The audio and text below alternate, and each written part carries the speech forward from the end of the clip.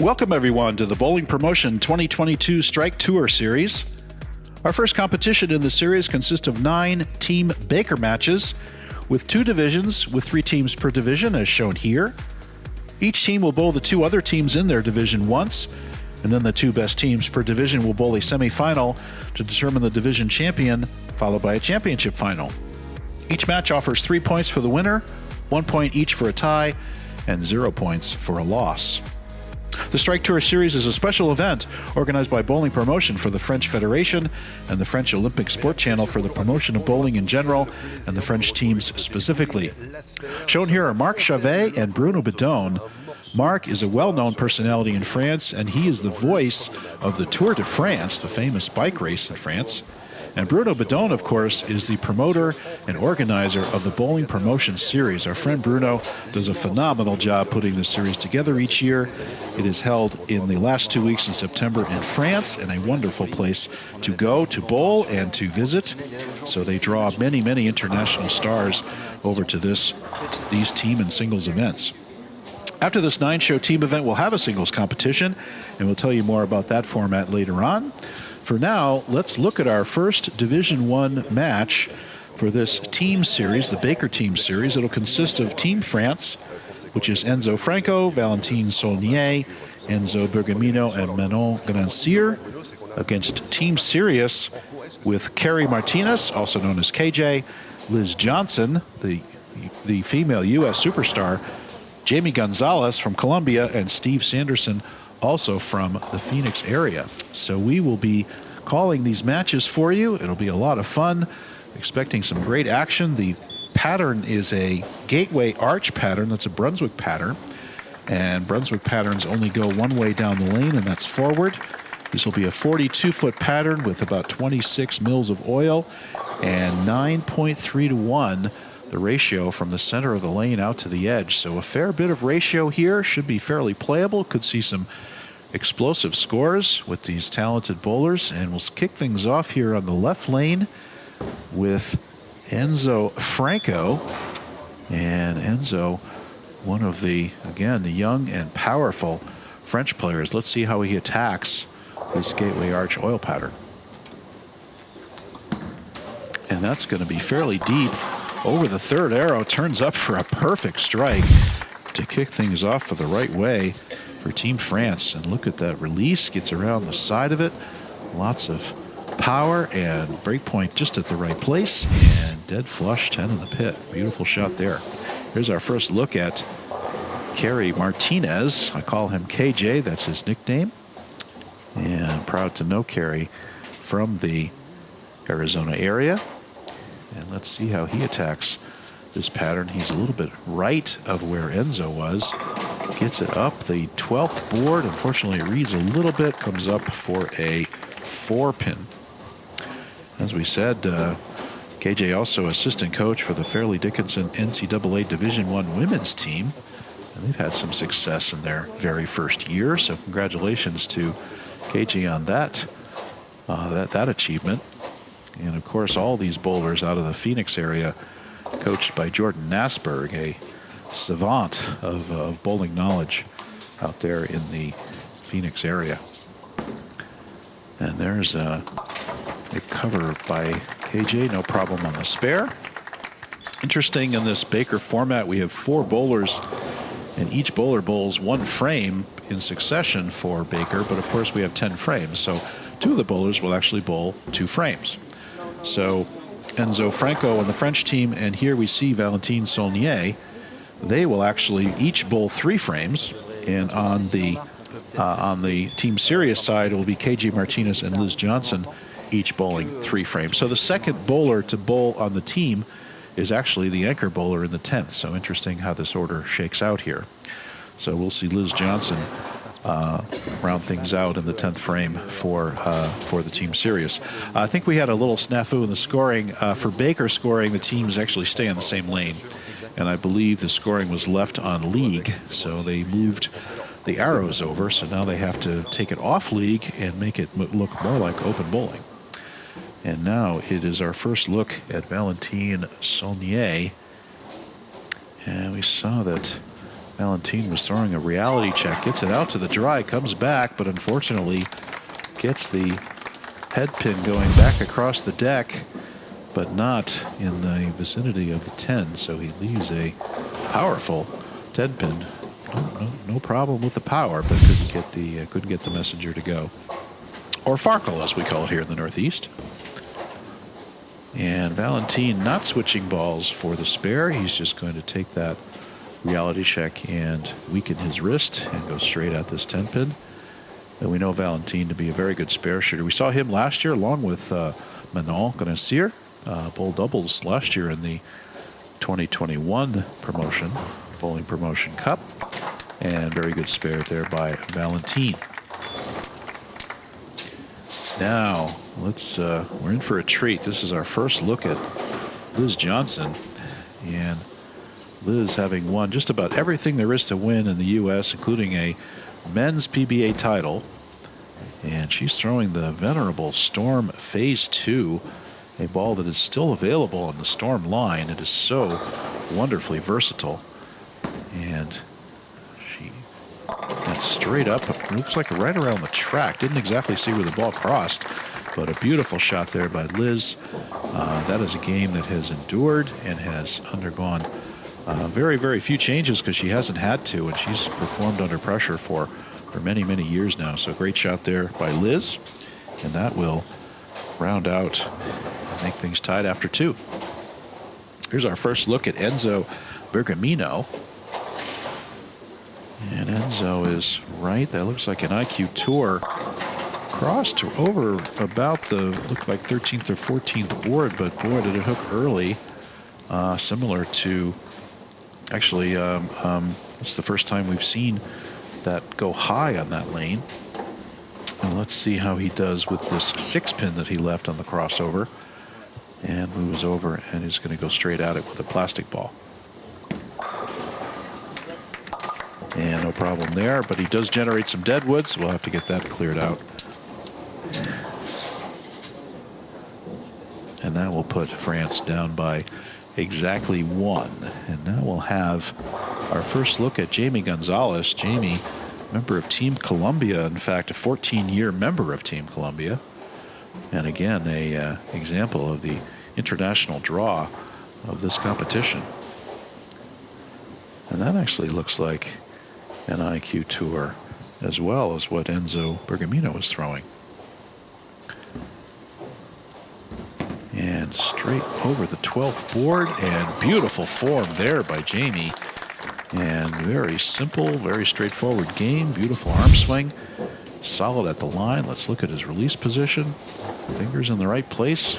Great release. And dead flush in the pocket. That will give Team Sirius a double and the 11-pin lead. Now our first look this year anyway at Manon Gonessier. We saw her quite a bit last year in the stepladder, as single stepladder as well as the doubles. And Manon was making shot after shot after shot, repeating very, very well, and doing very well with her team and in the singles event, as we said. Let's see how she attacks this gateway arch oil pattern. Well, she's in as well, and like Enzo Bergamino, that's going to go high. And I wonder if we've got a case where that left lane might be a little bit drier, because that looked like a pretty good shot. Looks like it's reading there, right? And when it gets out of the pattern, it just turns left.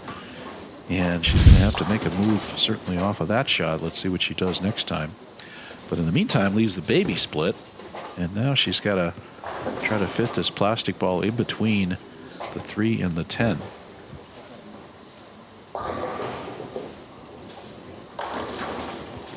And comes over. She's left where she needs to be. Can't get the outside cover of the baby split and leaves the French team open in the 4th frame. And now a 24-pin advantage for Team Sirius early on in this match. And here's our first look at Steve Sanderson from the Arizona area in the U.S. And let's see if he can extend this double to a 3-bagger and put Team France in an early deep hole Gets it out over the heads. Comes up to the pocket. Good shot. Unfortunately, leaves a flat 10. And let's look at this loft that Steve has. You're seeing more and more bowlers essentially throw the ball over the heads. And I know several players with many, many 300 games that make that their habit. And I think it's as these lane surfaces around the world get more and more worn, you start to see a lot of earlier hook. Sometimes you can throw the ball over the front and save some energy and have a little more power in the back end, because certainly the ball can't hook in the air. But if it's on the lane, it might burn a little energy right away. So no trouble on the 10 pin for Steve. And now a 23 pin advantage for the Sirius team as we enter the 5th frame, and we will be resetting our order here. And so we're going to see Enzo Franco, who threw a dead flush perfect strike his first time. Let's see what he does here.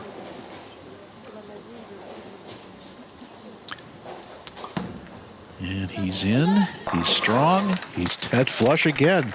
Beautiful shot there by Enzo.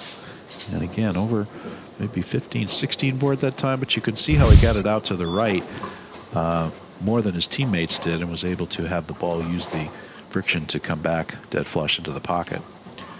Now here's KJ. He went 4 pin first time, and let's see if he makes an adjustment. And let's see if he moves his feet. Can't tell. Maybe a board. See if he made a move here. Crosses over 12 once again. It comes up high, and once again another 4 pin.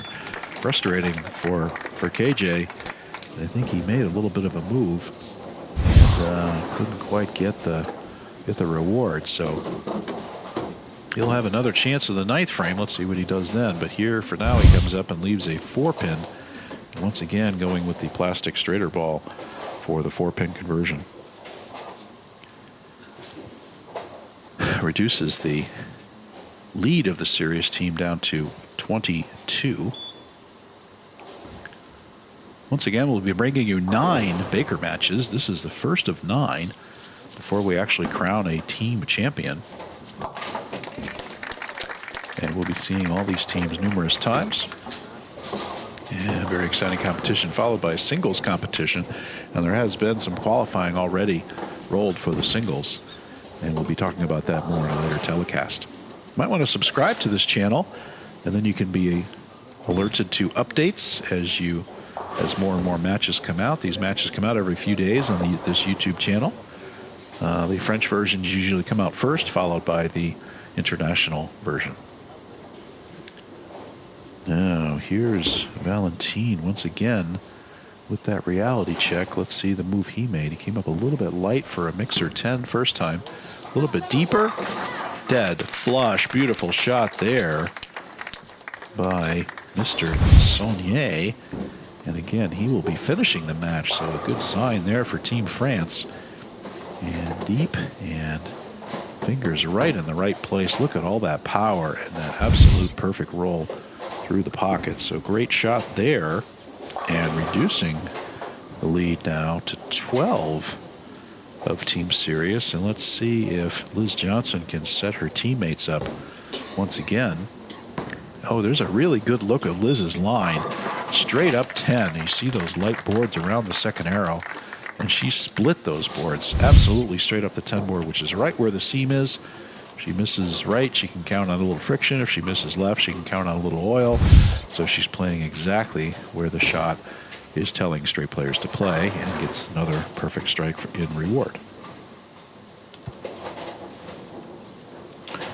So now this is actually to get Team Sirius within, Team France within 2. If we can strike, and does. Beautiful shot there. That was Mr. Bergamino. And now we have a match. That is going to give the French team, essentially is in the 120s in the 6th frame, within 2 pins now of Team Sirius. Only count separating these teams now. And our second frame for Jamie Gonzalez threw a textbook strike his first shot.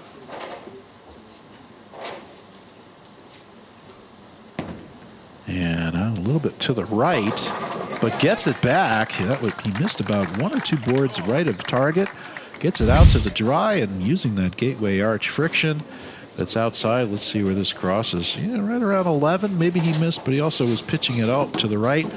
But he gets the friendly roll back off the friction and gives Sirius back the 12-pin lead now. Okay, Manon going to see her big shot here. Tried to keep up with Team Sirius, an explosive team with a lot of talent, but of course youth and experience and talent on this French team too. That looks like an infinite physics in Manon's hand.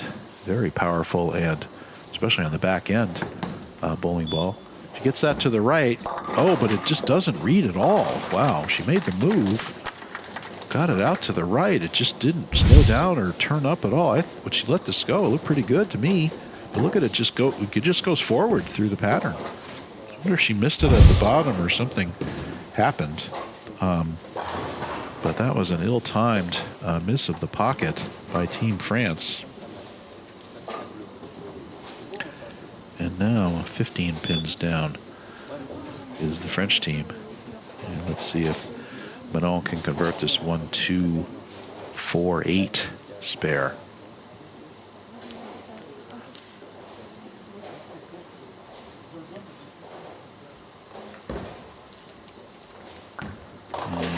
Breath and oh, she got the 4-pin out, so she did get 7 out of there, so does make the conversion. So good cover there by Manon. Now she's wondering, she says, how come that ball didn't turn up? Maybe she lost it at the bottom, looking for a little powder there and such. So now here's our second and last frame from Steve Sanderson. Let's see what he can do. He's got that loft over the front of the lane. Let's see if he can get something in the pocket to carry and extend the double for Team Sirius to a triple. And again, straight up 10, right to the pocket, smash-o strike, beautiful shot. And Team Sirius extends their lead. And a very good shot there. We're coming down to the meat of the order, if you will. We're back to KJ and Liz as we move to the 9th and 10th, so I would strongly recommend France to strike out here. They can go to 223, and right now Team Sirius going at a 228 pace, so they would need to strike out and get a little bit of count help from the Sirius team. So huge shot here for Enzo Franco. He's doubled already. He comes up. That's 3 perfect flush strikes for Enzo Franco. Can't do any more for your team than that. And gets up and throws a absolute perfect shot. Beautiful shot there. Would urge you to stay tuned for interviews with both Liz Johnson and Valentine Saulnier after this match. Marc Chavet, of course, being the professional announcer he is, it's worth listening to the interview just to hear his American accent, which is absolutely flawless, as well as his French. So Marc, a wonderful announcer, once again, the voice of the Tour de France. Let's see what Carey does. He moves in, definitely deeper that time, and he gets in and gets around and goes dead flush. Beautiful move there by KJ. He gets his feet. He had to move his feet at least 2 or 3 left on that. Crossed around 12 or 13 and out to the dry and back and dead flush. And now with Team Sirius in the 230s, it is an absolute must that Valentine strike out here to have any hope. This is once again Valentine Saulnier, who's bowling the 10th frame for Team France, and he is deep. He flushed it last time. Pretty good shot, and great shot there. Essentially absolutely needed it. And to put any pressure at all on Liz Johnson, as she will get up right now, only needing a mark even if Team France strikes out. But a beautiful shot there by Valentine, and after that initial mixer 10-pin, he has been perfect his last 2. Now let's see if he can punch out for the promised 223 available to the French team. and then force Liz Johnson to show up with a mark and some decent count.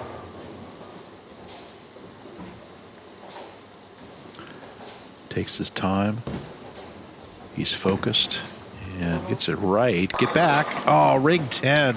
Got a little bit outside of his target zone, a little bit right. The ball goes down the lane, doesn't quite make the turn at the right time. Let's watch how this is a classic ring 10. The ball comes in a little bit behind the head pin, and the 6 wraps around the 10. 3 goes straight back, kicks the 6 around the 10, and there's a 10 pin now. Best you can do is in the 2 teens for Team France, and that will lock up the victory for Team Sirius. They will receive 3 points for their first match and put them well on the way to being the top 2 for the division final. And now Liz will essentially take a victory lap here. Team Sirius on a 4-bagger. And with 250 available, basically, for team right over 10. Oh, my goodness, just a beautiful form and splits 10. Perfect shot there by Liz, and they are going to cruise to either a 240 or 250 victory. Once again, urge you to stick around for interviews with Mark Chevet with both Liz and Valentine Saulnier. My name is Bruce Hall, and your international commentator for these matches. We have our next match that'll be up on YouTube shortly. It'll be the French version first, followed by the international version. So watch this space. And another great shot rips the rack apart. That's going to put Team Sirius with the back 6 and now into the 250s. So I guess answering any and all questions. Team Sirius comes back with all the strikes you need and all the strikes you can get in the back half of this game. So beautiful comeback. And there's some clapping of encouragement. And once again, right over 10. That's a little high for a KG Martinez signature 4-pin, and that will do it. Congratulations to Team Sirius. They will now amass 3 points in this match. And we watch the teams here shaking hands. And once again, stay tuned for interviews with both Liz Johnson and Valentine Saulnier. Once again, thanks to Bruno Bedone for his wonderful sponsorship and his promotion of these matches. And we will see you back very soon on this same channel. Here's some statistics. 8 strikes, 3 spares for Team Sirius, 6 strikes, 4 spares for Team France with 1 open.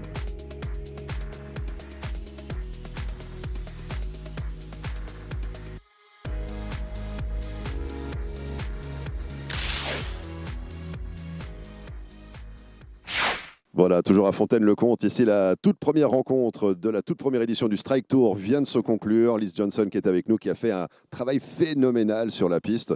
On va recueillir une petite réaction. Liz, just a quick thought about what happened here. Match number 1, history in the making. You guys winning in dramatic style.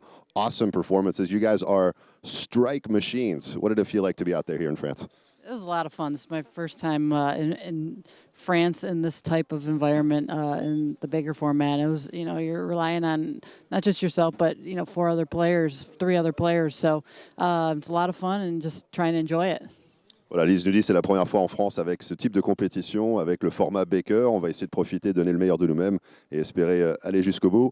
Liz, there's stiff competition all around the field here. Some great teams to look forward to, some great matches to look forward to. What's it going to take for you guys to make it all the way and go out and grab the title?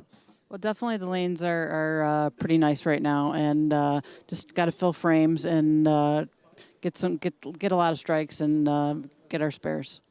Voilà, l'objectif pour nous, ça va être évidemment de continuer sur la lancée, d'obtenir le plus de strikes possible, éventuellement des spares s'il faut, et aller chercher cette victoire. Thank you very much. Look forward to seeing more of you. Merci.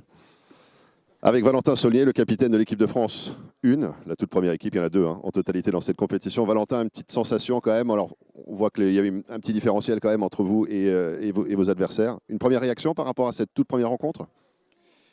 Le petit différentiel, nous, on le voyait pas du tout sur les pistes. Ils ont 2 très bons joueurs et après 2 joueurs un peu plus faibles qui ont quand même réussi à faire les strikes. Et une fois que les strikes sont faits, le score est là. Et nous, on a juste 2 mauvais lancers qui sont 2 trop. Mais on doit corriger ça pour la suite. Une correction de ces 2 mauvais lancers. Le tournoi, il y a encore plein de matchs à suivre. Il y a encore une belle ambition. Quel est votre objectif pour vous à l'occasion de ce tout premier tournoi? c'est clairement de gagner le prochain match et espérer que le résultat soit favorable entre les deux autres équipes pour pouvoir se qualifier pour la demi-finale et puis après enchaîner sur des victoires pour gagner. Est-ce qu'il y a une pression particulière quand on joue comme ça sur le sol français, qu'on est joueur qui représente l'équipe de France? Bien sûr, beaucoup plus de pression que je pense les étrangers peuvent ressentir. Nous, on a beaucoup d'attentes sur nous, même si on n'est pas forcément dans une compétition officielle, équipe de championnat, mais on a beaucoup de pression. Ouais. Merci beaucoup Valentin, on a hâte de vous retrouver pour la suite. Merci.